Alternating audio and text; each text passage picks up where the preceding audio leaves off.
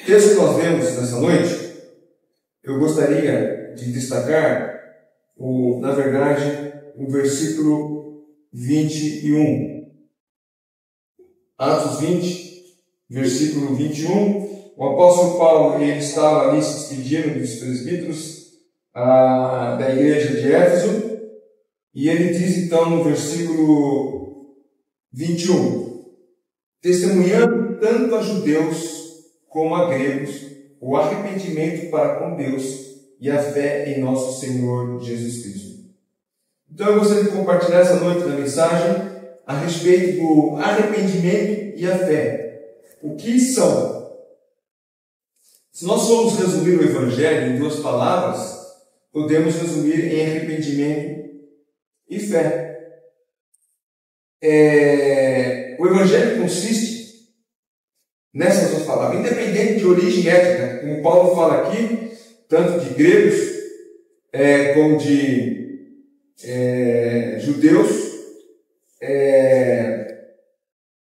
O arrependimento deve vir ao coração de todos aqueles que querem buscar uma reconciliação com Deus.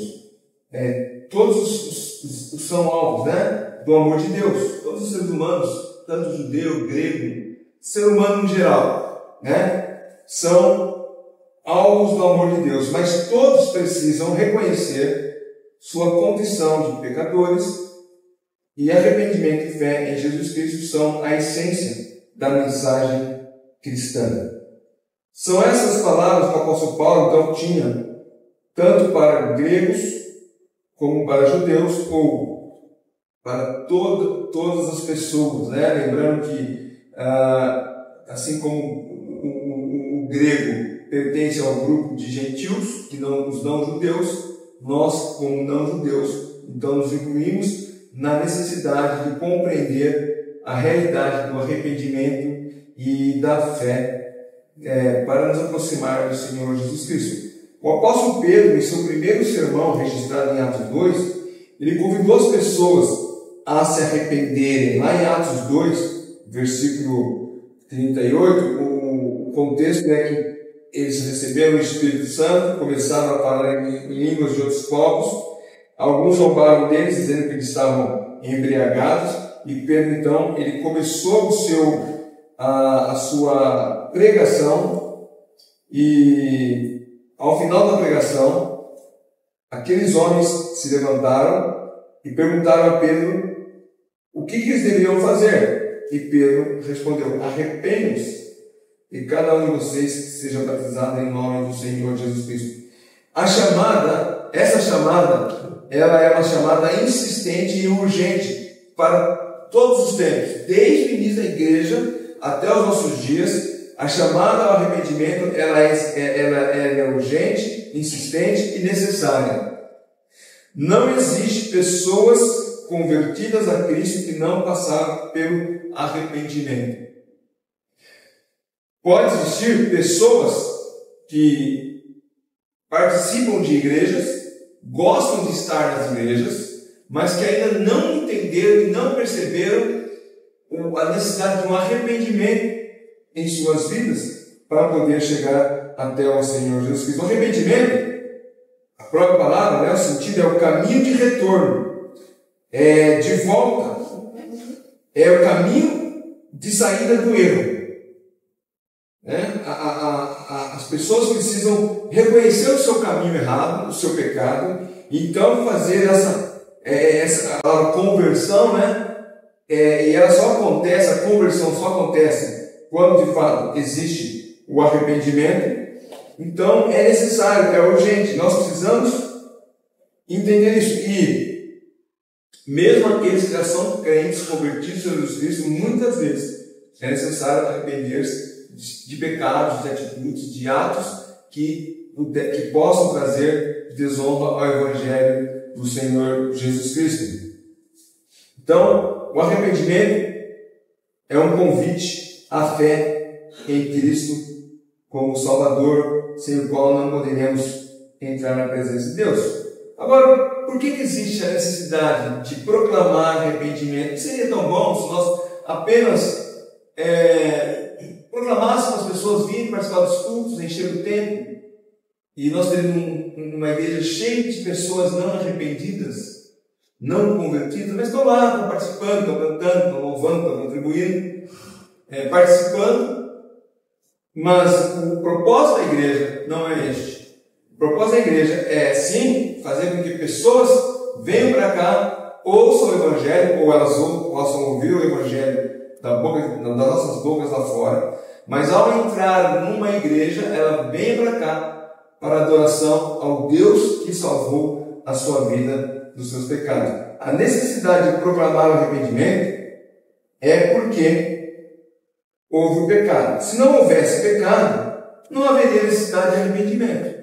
Mas sabemos muito bem que a chamada universal para o arrependimento é feita por conta de que, como vimos hoje de manhã, todos pecaram. Se todos pecaram, precisam do arrependimento para chegar até Deus. Necessitam do arrependimento. Uma pessoa inocente, por exemplo, ela não necessita de arrependimento.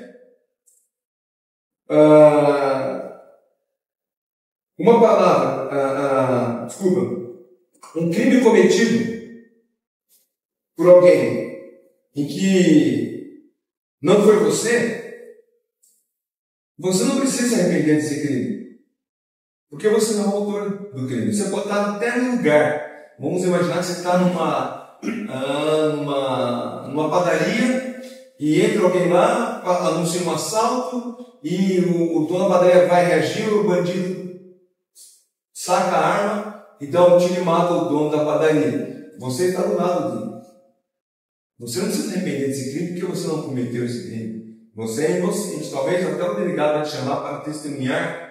Mas você não vai ficar preocupado, eu vou ser preso. Por que você está preocupado? Você não tem necessidade de arrepender-se porque você não é o autor daquele crime. Mas no caso do pecado é diferente. Somos todos pecadores. E por isso, nós necessitamos de arrependimento. Agora, o que de fato é arrependimento? Às vezes, nós vamos entender melhor uma palavra se conhecermos o que não significa. O que não é arrependimento? Arrependimento não é o mesmo que remorso.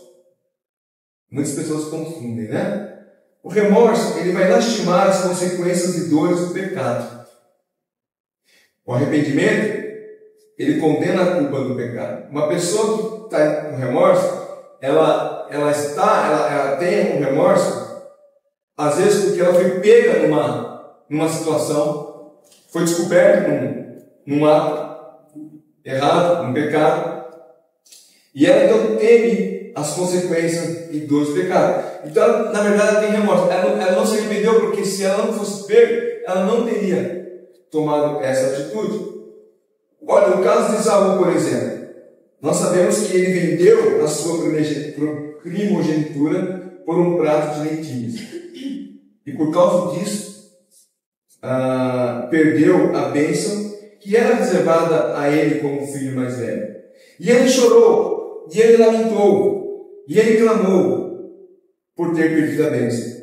Mas ele não se arrependeu de ter feito tão pouco caso dela. Hebreus, no seu livro, esclarece isso. Lá em Hebreus capítulo 12, versículo 16 e versículo 17, nós vamos ler o autor de Hebreus dizendo assim: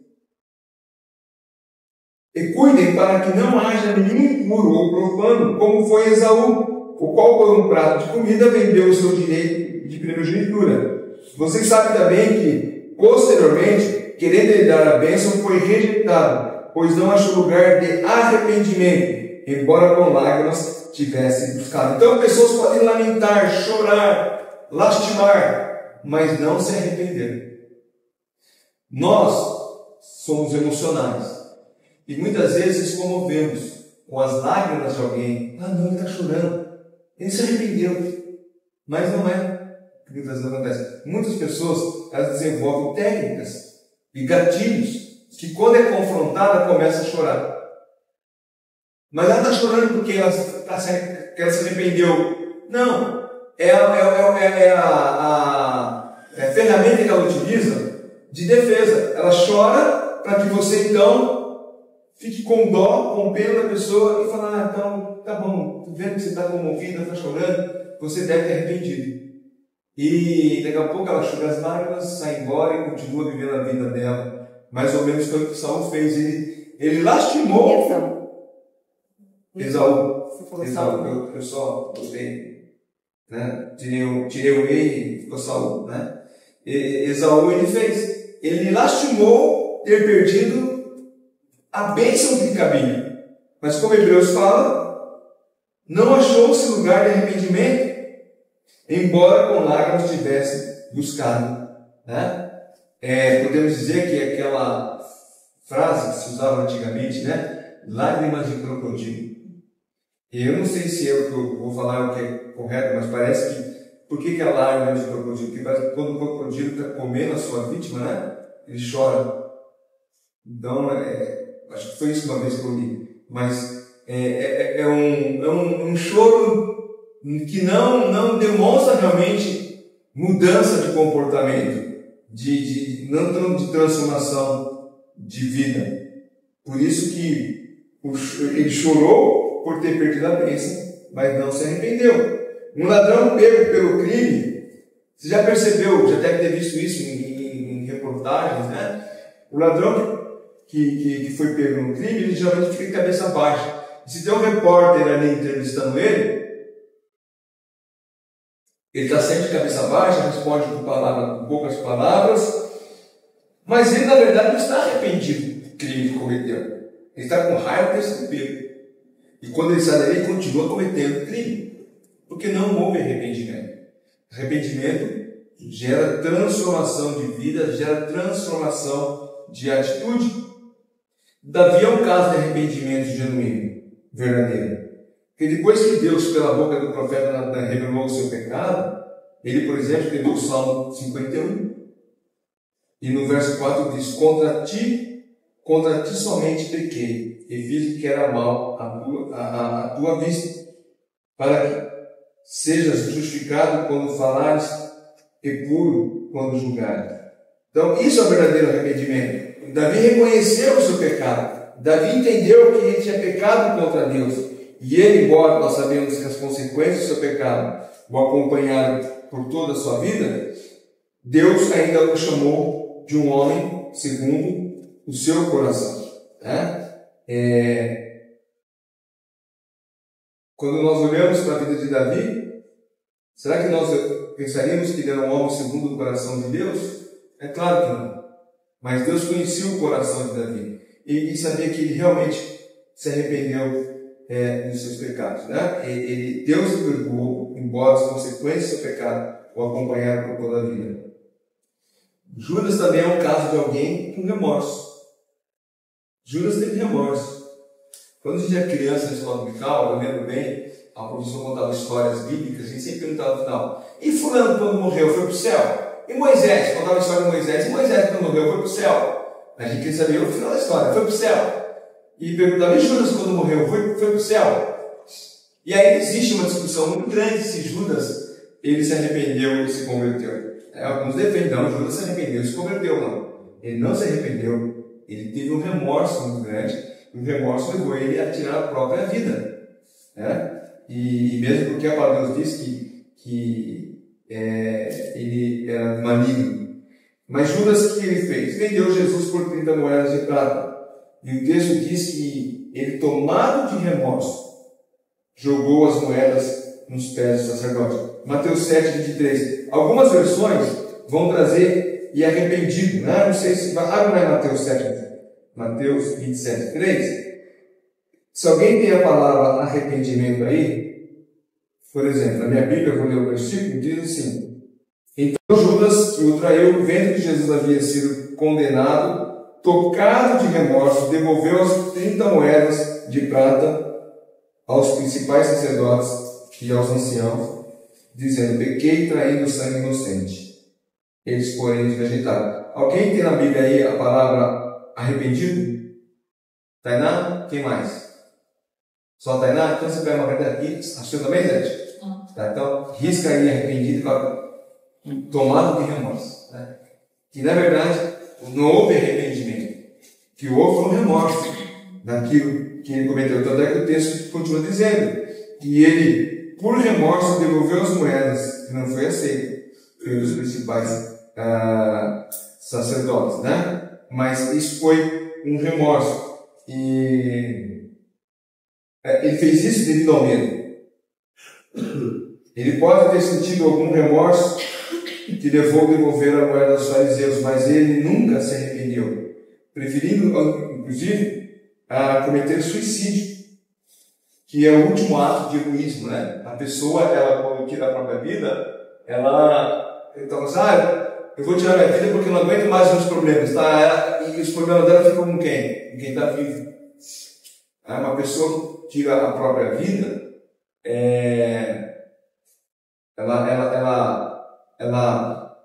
quer se livrar dos seus problemas, mas isso é um ato de egoísmo, porque no caso a viúva ou o viúvo ou os pais vão carregar aquela tristeza para o resto da vida. E Judas estava apenas tão somente um remorso. Então ele achou melhor tirar a própria vida do que, ao contrário, fazer como Pedro, que é um caso de alguém que se arrependeu. Em Mateus 26, versículo 75, nós vemos que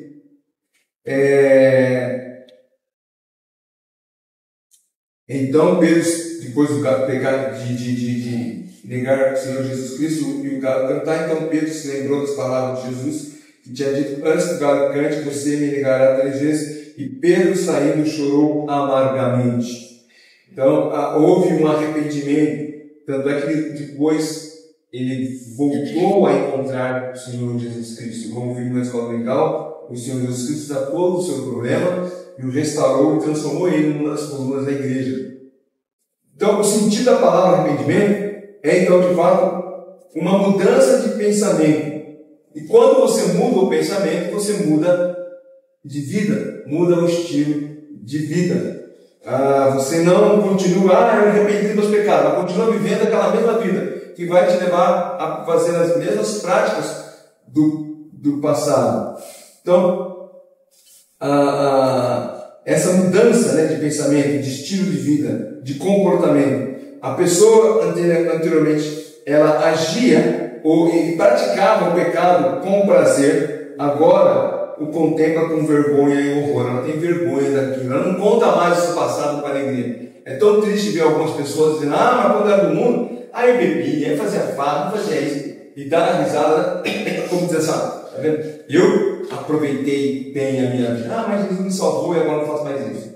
A pessoa tem vergonha de contar o seu pecado, contar o seu passado, porque ela está arrependida. Vários versículos no Novo Testamento chamam o pecador ao arrependimento. Primeiro, vamos ler 2 deles, também em Mateus, no capítulo 1, Mateus capítulo 1, versículo 15.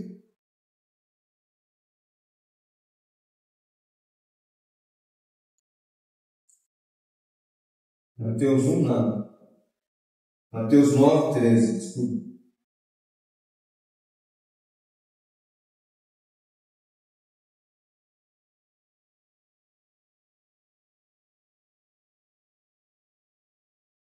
No versículo 14, o Senhor Jesus Cristo diz: os sãos não precisam de médico, e sim doentes. Vão e aprendam o que significa: quero misericórdia, não sacrifício, pois vim chamar justos, não vim chamar justos, e sim pecadores.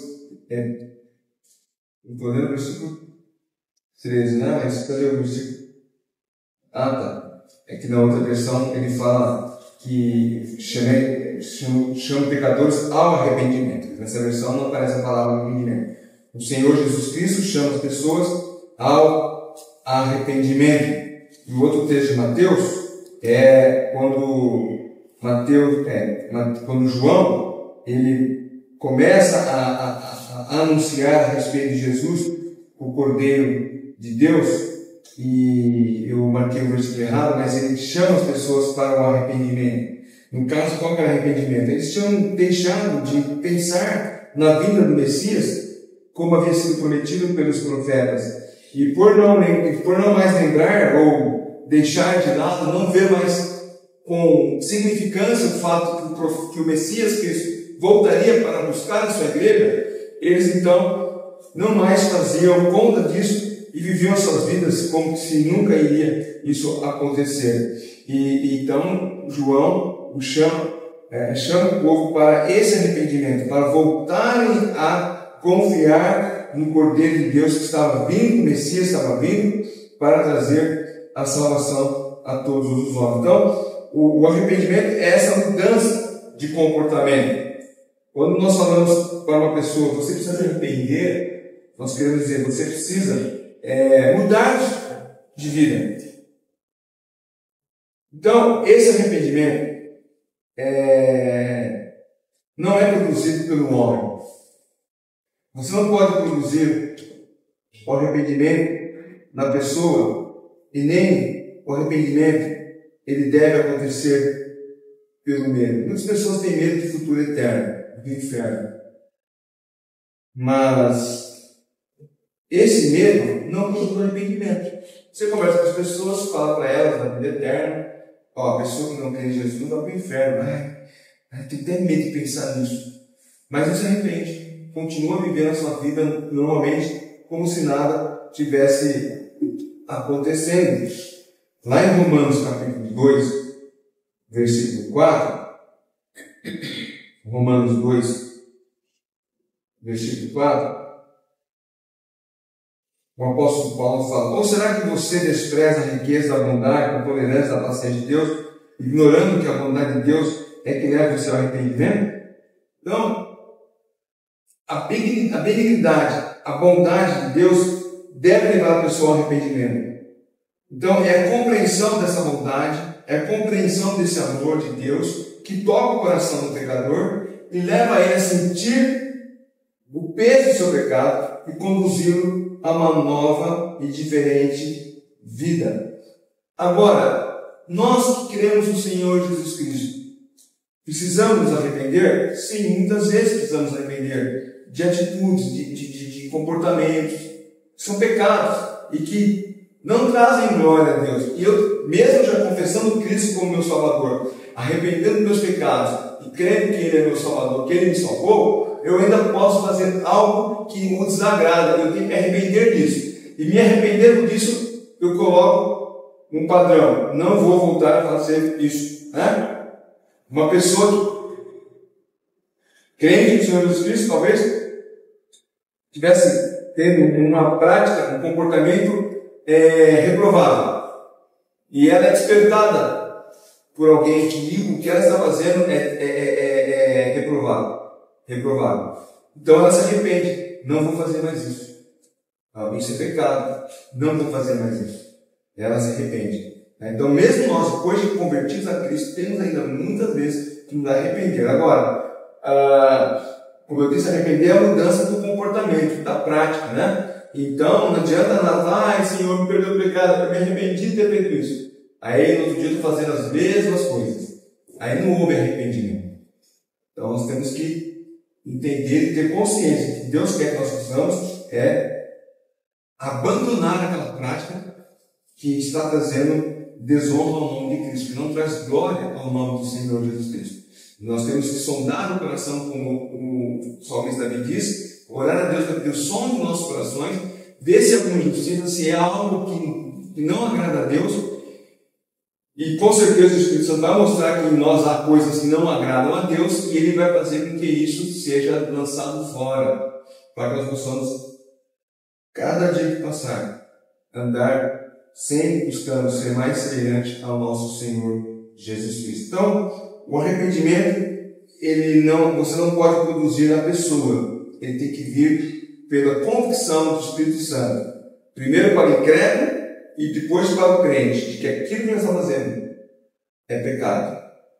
Quando eu falei, arrependimento é resultado do medo. A pessoa confessou Cristo como Salvador, faz algo que ele sabe que é errado, e ela então não faz mais porque tem medo de ser pego. Isso o que pode acontecer é que ela, quando se sente segura, ela volta a cometer aquele pecado, porque ela sabe que não vai ser pega naquilo ali. Ou ela acaba convencida que aquilo que ela pratica não é tão pecado assim, então ela não se importa com isso. Mas ela precisa reconhecer que é o seu pecado, que isso tem sido dado em sua vida. A fé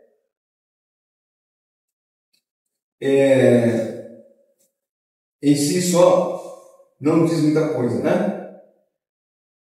Afinal, podemos ter fé em muitas coisas.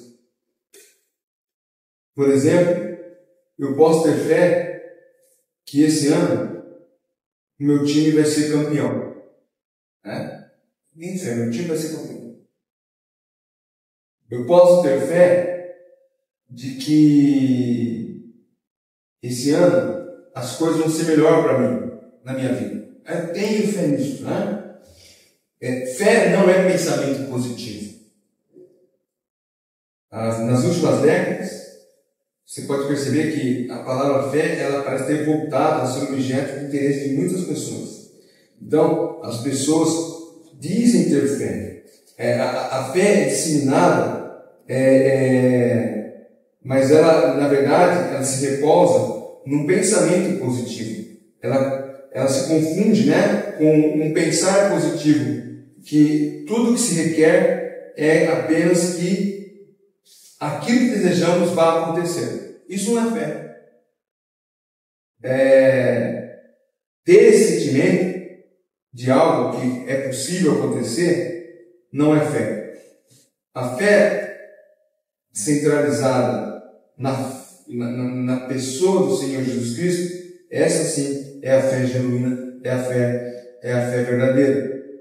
A pessoa pode ter fé também numa entidade. Ela pode ter fé numa igreja. A pessoa pode ter fé numa imagem. A pessoa dirige a essa imagem com fé e súplica, pedindo a sua ajuda. Eu não estou dizendo que ela não tem fé, ela tem. Ela vai lá naquela imagem, acende a velhinha e pede ajuda daquela imagem, né? Daquele santo, daquela santa. Mas essa fé não é uma fé. Não é real, não é verdadeira, porque aquela imagem não pode fazer nada por ela. Não pode ajudar. Eu não creio que o Brasil é um país sem fé, pelo contrário, né? O Brasil, o que mais tem sim é fé nesse país, né? Temos fé que esse ano as coisas vão melhorar, temos fé que os nossos governantes vão ser mais honestos, temos fé que a nossa seleção vai ser campeã do mundo. Então, as pessoas têm fé. Tenho fé que vou ganhar na Mega Sena, no bolão da virada, nos outros jogos que dão milhões e milhões, né? Então, esse ano não deu, mas com certeza vai dar. Eu tenho fé nisso. Isso não é fé, isso é pensamento positivo. É desejo que algo vá acontecer, mas nem sempre acontece, né? Porque isso não é verdadeira fé, né? A fé é o que mais existe das pessoas. O problema é que esse tipo de fé, como eu disse, é uma fé que mais está voltada para as possibilidades de acontecer ou não acontecer, do que de fato com aquilo que é real e verdadeiro que o nosso Deus nos deixou. A genuína fé, ela se encontra em Jesus Cristo como nosso Salvador, como nosso Senhor.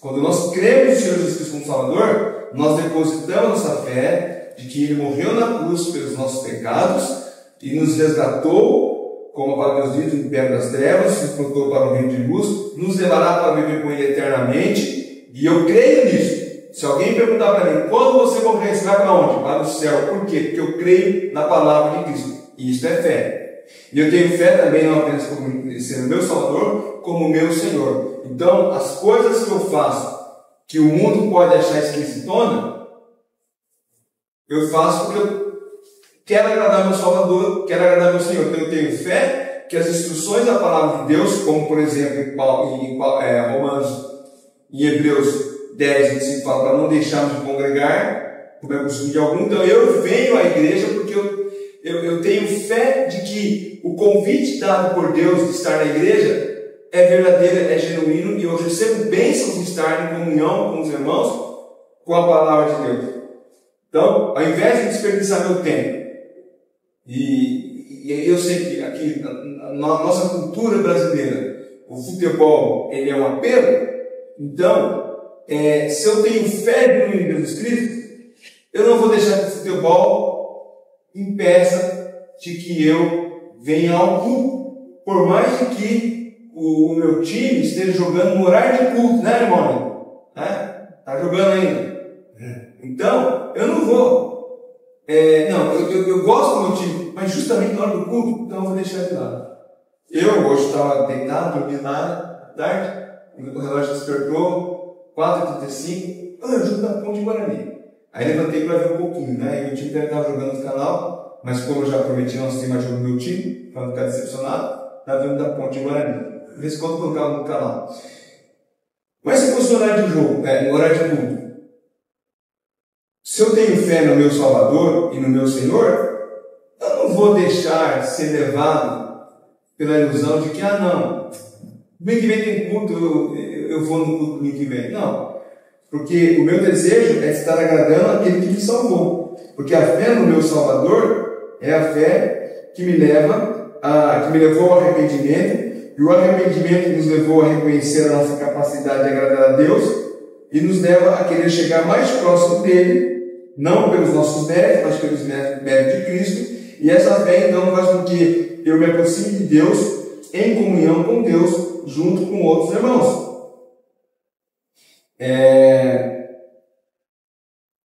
A fé que temos em Deus, ela vai transformar o nosso comportamento de vida. A fé que nós temos em Deus vai fazer com que nossas atitudes sejam transformadas. Comportamento no trabalho. Eu antes de aceitar Cristo como Salvador, eu pedia não existe mais isso, né? Mas no meu tempo batia ponto.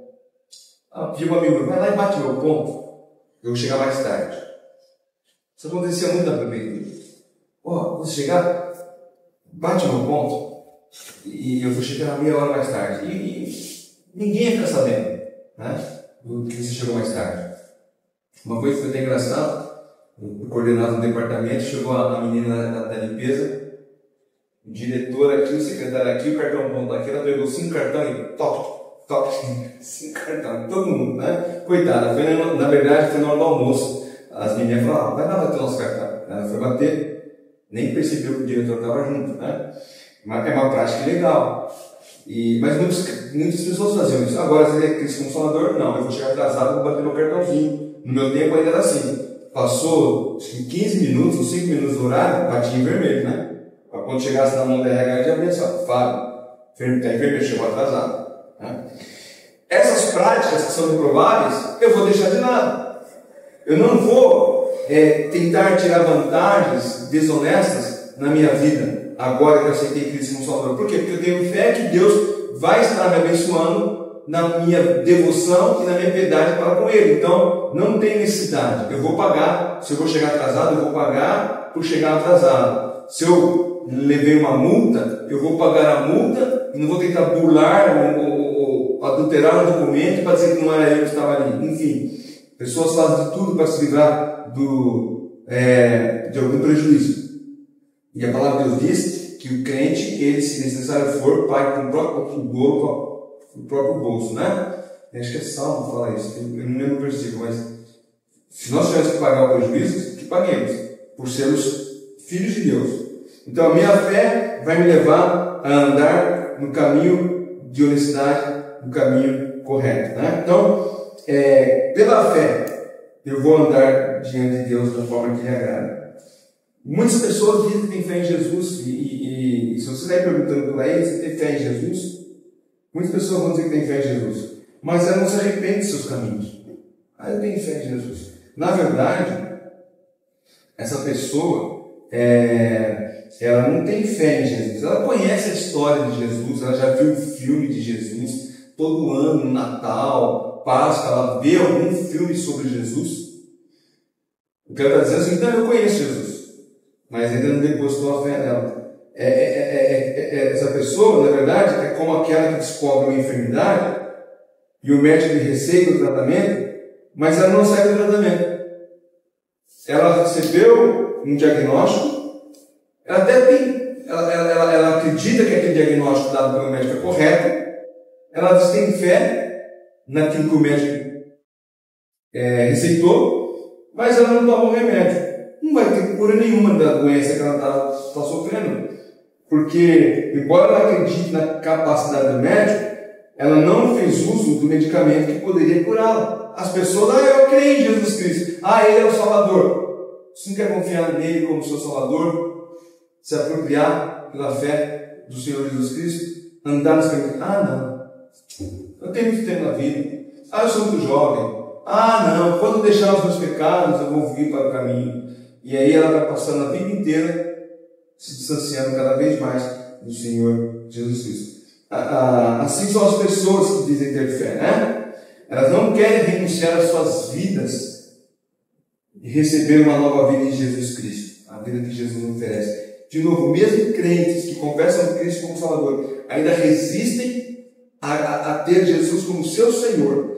E elas lutam e ficam bravas quando alguém lhe diz: olha, o que você faz não agrada a Deus. Eu sei, mas ninguém é perfeito. Ela não está olhando para o pecado dela, ela está olhando para os outros. Eu sei, mas o fulano faz pior. Ela não reconhece que o problema é ela. O fulano vai ter que resolver com Deus o seu problema, porque ela tem que resolver essa maneira de conduzir a própria vida, né? Mesmo tendo fé em Jesus como seu Salvador, ainda não descansou e não confia nele como seu Senhor. Então, quando surge uma proposta que ela sabe que não agrada a Deus, mas não importa, mas agrada a mim, então eu vou seguir por esse caminho. Eu quero esse caminho, independente se agrada a Deus ou não, porque é a minha felicidade, é o meu bem-estar, é o que eu quero fazer, eu gosto de fazer. E ela não se preocupa em olhar para aquilo que Deus quer, o que Deus deseja de nossas vidas. Então, a pessoa tem que entender que a fé, o arrependimento leva à fé, e a fé leva a uma vida de devoção ao Senhor Jesus Cristo. A fé também ela não é uma mera crença, né? Como eu disse, não se confunde o fato de conhecer a história de Jesus Cristo com depositar sua fé na obra do Senhor Jesus Cristo. Se você for no Rio de Janeiro, e os irmãos que estiveram lá recentemente, você perguntar para qualquer um ali, da onde dá para ver o Cristo Redentor, perguntar: quem é aquele ali? Eles não vão falar que é Papai Noel. É Buda. Não, é São Francisco. Não, ele é o Cristo Redentor. Ainda fala Cristo Redentor, aquele que traz redenção. Ela sabe quem é aquela imagem. Quem está representando aquela imagem? Não é Cristo, é ele, né? A representação do Senhor Jesus Cristo está naquela imagem de braços abertos que nós temos, né, nas cidades aqui do sul de Minas, na região aqui para baixo. Tem várias delas, todas as cidades, né? Uma vez, o Davi e o Pedro eram pequenininhos, nós saímos, não sei qual cidade nós estávamos, todos passando por cidades, nós subimos até o Cristo, né? Todos, acho que desde Lindóia, né? Águas de Lindóia, fomos subindo até o Cristo. Para ver se tivesse a cidade toda do alto, né? Qualquer um sabe, ele é o Cristo Redentor. O fato de conhecer que é o Cristo Redentor não transforma o seu Redentor. O que a Bíblia é? A Bíblia é a palavra de Deus. O fato de você declarar que a Bíblia é a palavra de Deus não faz dela a palavra de Deus se você não deposita a sua vida e a sua submissão à palavra de Deus. Quando nós vemos hoje de manhã, quando o Senhor Jesus Cristo para Pedro: quanto a você, siga-me. A ordem é para nós. Nós devemos seguir ao Senhor Jesus Cristo. Essa é a obediência que eu tenho que ter com a palavra de Deus. Então, não adianta saber que é a palavra siga-me. Não vou te seguir. Vou te seguir comigo. Isso quando não tiver nada mais importante para fazer. Mas, se não, eu vou seguir o Senhor de domingo. Então, o fato de conhecer a mera crença não é a pessoa de fato a ter fé, depositar a fé na pessoa de Jesus Cristo. Porque a fé, na verdade, ela é uma convicção que nasce. A fé é uma convicção da qual nasce uma confiança. A pessoa acha em Deus aquilo que nunca achou em nenhum outro lugar, em nenhuma outra pessoa. Então, ao confessar Cristo como seu Salvador, arrepender-se do pecado, depositar a fé nele, ela está dizendo: não há mais necessidade de nenhuma. Eu não vou achar satisfação em nenhum outro lugar e nem em uma outra pessoa. Cristo me satisfaz plenamente. Eu deposito e descanso a minha fé na pessoa do Senhor Jesus Cristo. E eu vou fazer aquilo que agrada ao Senhor Jesus Cristo em todos os meus caminhos, mesmo aqueles que são gostosos, né? Aqueles que satisfazem a carne, mas que não satisfazem o Espírito Santo. Quando nós éramos pequenos e nós frequentávamos a igreja de Vila Olímpia, nós tinha dois caminhos para ir embora para casa: a Marginal Pinheiros até Ponte João Dias, ou às vezes meu pai fazia, pegava a Avenida Santa Amaro, ia pela Avenida Santa Amaro, a Avenida João Dias, saía no mesmo lugar. E às vezes ele gostava de ir pela Avenida Santa Amaro, tem muito semáforo, né? Então a Marginal era melhor, mas ele gostava de pegar ali às vezes, né, a Avenida Santa Amaro. E tinha um parquinho chamado Parquinho do Brooklyn. Era o Play Center dos pobres. Se você conhece o Play Center, né, não existe mais, mas era o Play Center dos pobres. E era lotado. Do lado aqui tinha o Parquinho do Brooklyn, do outro lado da avenida tinha uma casa de boliche, né? Acho que foi um dos primeiros de boliche que eu vi na minha vida, era lá. Mas não foi uma, duas, três, acho que umas 500 mil vezes para mim falar: se todo esse povo que estivesse na igreja. E eu não duvido que naquele meio tinha povo que devia estar na igreja. Mas estava no parquinho. Não tem nada contra parquinho, ou parcão. Agora, por que eu tenho que ir no parquinho na hora do culto? Se eu tenho fé no meu Deus como meu Senhor e meu Salvador, eu quero estar aonde Ele vai me abençoar com sua palavra. E então a fé nos leva a querer andar com o Senhor Jesus Cristo, porque ela nos traz essa confiança, essa convicção de que Ele é a melhor, não é a melhor opção, mas Ele é a única opção que nós temos para a nossa vida como crentes, que vai nos alimentar, vai nos sustentar, vai nos satisfazer. E, como dizia as pessoas do passado, quando nós vamos à igreja no domingo, nós temos a oportunidade de recarregar as nossas energias, a nossa bateria, alimentar a nossa alma para uma semana de desafio. Agora, se eu passo uma semana de desafio, chego fim de semana, eu ignoro a comunhão com Deus, eu vou ter mais uma semana de desafio sem essa recarga, né, das energias. Aí alguém fala: mas quem disse porque fulano não vem na igreja e não está tendo comunhão com Deus? Bom, eu posso dizer para a Isabel que eu a amo, mas não quero ver ela nunca mais. Que sentido existe isso? Isabel, eu te amo, mas eu vou te ver só quando eu quiser.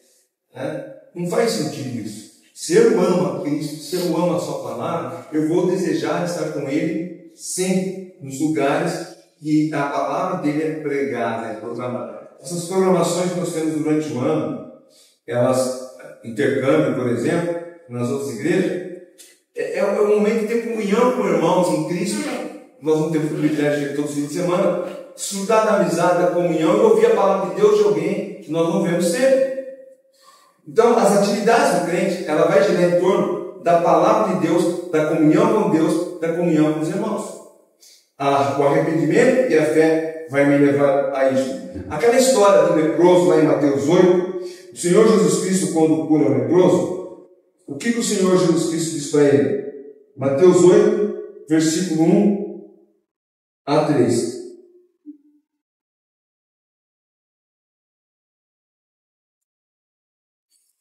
Quando Jesus desceu do monte, grandes multidões o seguiam. E eis que um leproso aproximou-se e o adorou, dizendo: Senhor, se quiser, pode me purificar. Jesus, estendendo a mão, tocou nele, dizendo: Quero sim, fique limpo. E o mesmo instante, ele ficou limpo da sua lepra. Quando esse leproso, então, chegou para o Senhor Jesus Cristo e fez esse pedido, ele falou: Senhor, me cure. Né? Não, ele falou: Senhor, se tu quiser, se for a tua vontade, o Senhor pode me purificar. E qual foi a resposta de Jesus? Sim, eu quero. E aquele leproso saiu. O Senhor Jesus Cristo falou assim: faça amanhã, porque hoje eu estou ocupado, eu estou cansado, eu tenho uma agenda lotada, eu tenho que ir ali ressuscitar um morto, dar vista ao cego, eu tenho que picar o pão, rapaz, eu tenho que ver, né? Eu vou ter só alguns pães e alguns peixes, então tem que ver qual vai ser o tamanho da minha oração poder. Não, Jesus disse: eu quero, fique limpo. E ele ficou limpo. Né? Este leproso, ele foi com confiança na pessoa do Senhor Jesus Cristo. E ele então foi purificado, foi curado. Nós temos que estar entrando na presença de Deus com confiança, para que Ele possa nos abençoar com Sua palavra, né, em nossas vidas. Então, o verdadeiro Evangelho, Cristo, Ele não apenas preparou e executou o caminho da salvação, Ele também executou o caminho de qual todos nós como crentes arrependidos devemos caminhar. Né? Ele executou a obra e quer que nós caminhemos no caminho que Ele preparou para que nós andássemos nele. Não nos salvou e falou, agora vocês andam aí do jeito que vocês quiserem, e um dia que eu voltar vocês vão ver comigo no céu, ou quando vocês morrerem, vocês vão ver comigo no céu, e não tem nenhum problema do jeito que vocês vivem as suas vidas na terra. Pelo contrário, o que o Senhor Jesus Cristo quer é que nós, a confessar Ele como nosso Senhor e Salvador, nós vivamos na presença dEle. Uma pessoa convencida dos seus pecados se arrepende dele e vai querer andar na presença de Deus em comunhão com Ele diário. Né? Uma pessoa convencida dos pecados, ela vai desejar ler a palavra de Deus, vai desejar buscar conhecer mais e mais ao seu Salvador, ao seu Senhor. Infelizmente, nós temos uma sociedade hoje em que a maioria das pessoas elas acham que não é bem assim, que eu posso ver muito bem com os meus pecados. Isso é pecado para você, não é para mim. Quem disse que é pecado? Aliás, as pessoas nem usam mais o termo pecado, né? É errado. Lembra aquele filme que nós passamos uma vez aqui, que o menininho roubou a bolinha de do outro, e o homem pegou a bolinha? O que você está fazendo é errado. Né? Aí quando ele volta a passar, não, isso não é errado, é pecado. Você está roubando, isso é pecado. Isso não agrada a Deus. Então, as pessoas, não, mas quem disse que isso é errado? E elas começam a justificar os seus pecados com culturas de outros países, mas lá naquele país assim eles fazem. Né? Mas aqui nossa cultura, se nós fizermos, nós vamos ser pedra de tropeço para outras pessoas. Então nós temos que tomar cuidado. Né? Lá, por exemplo, eu fiquei na casa do irmão Cláudio Martinotti, lá em Portugal. Ele fez um curso de evangelismo na Áustria. Não se escandalize que eu vou falar. Ele fez um curso de evangelismo na Áustria e a formatura deles foi num clube. Os pastores, os professores, os alunos, tudo cada um com um canecão desse de show, comemorando a formatura de um curso de evangelismo.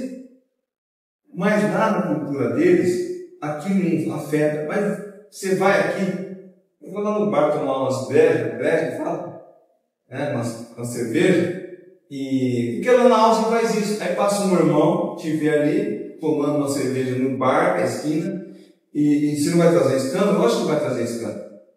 A Deus diz que nós não devemos ser pedra de tropeço. Há algum problema em tomar uma bebida, uma cerveja, um vinho? Não. Mas existem lugares onde você pode usar isso, né? Na prática disso, né? E também a quantidade, né? Infelizmente as pessoas também às vezes não têm noção disso aí. Então, o que nós queremos é, pela fé, agradar nosso Deus em tudo. Agora, se eu sei que aquilo que eu estou fazendo, mesmo que talvez na minha a convicção é algo que não é errado, mas se escandaliza o irmão, eu não vou fazer, eu não vou praticar. Porque aquele irmão vai ver eu fazendo aquilo e vai se escandalizar daquilo, então eu não devo praticar isso. Né? Se nós somos convencidos dos pecados e arrependidos deles, se nós realmente gostamos da fé em Jesus Cristo, nós podemos então, pela promessa que Ele nos deu, né, que nós temos a vida eterna, que queremos nele, vamos passar a viver para Ele, não lá na eternidade, mas aqui já na nossa vida aqui, né? O que deve nos levar o que deve nos alegrar é a verdade do Evangelho. que deve nos trazer satisfação e louvor ao Senhor é por aquilo que Ele fez por nós na cruz do Calvário e pela comunhão que Ele nos chamou, né? Ele nos chamou à comunhão. Então, isso deve nos alegrar e deve fazer ter prazer de estar na casa do Senhor.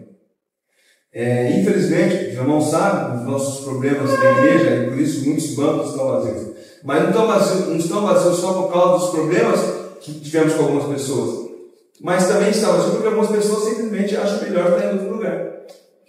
Não querem estar aqui, né? Preferem estar em outros lugares. E nós temos que orar por essas pessoas, exortar essas pessoas. Olha, você é membro da igreja, por que você não está participando dos cultos? Qual é o motivo? O que te faz deixar de estar na presença de Deus com os irmãos da igreja para estar em outro lugar? Se você não tem, se você diz que tem comunhão, se você diz que é crente no Senhor Jesus Cristo, que deseja comunhão com Ele, por que você está evitando a comunhão com Ele e com seus irmãos? A nossa fé, o nosso arrependimento, a nossa fé, deve nos levar a buscar a presença de Deus como igreja local. Não há motivo para nós, como crentes, deixar de estar nas reuniões. Às vezes, alguns motivos, alguns compromissos, né? Às vezes, nós, ou férias, ou estamos viajando para uma cidade próxima aqui, e não vamos estar no fim de semana, né? É compreensível isso aí. Nós estarmos fora de um culto, porque eu estou fora da cidade, ou trabalhando, né? Como alguns irmãos têm trabalho comigo, não tem como estar na igreja. Mas se eu estou livre, domingo é um dia que eu não faço nada no sentido de trabalhar, por que eu não vou estar na presença de Deus com os irmãos? Só isso é uma explicação. A pessoa ainda não entendeu o que é servir ao Senhor. A pessoa ainda não entendeu que ela tem que buscar a presença de Deus para servir na igreja que Ele chamou. Ah, mas eu não faço nada na igreja, eu sento, assisto o culto. Você está servindo ao Senhor, você está adorando Ele. Ah, eu canto, mas canto tão ruim, não importa.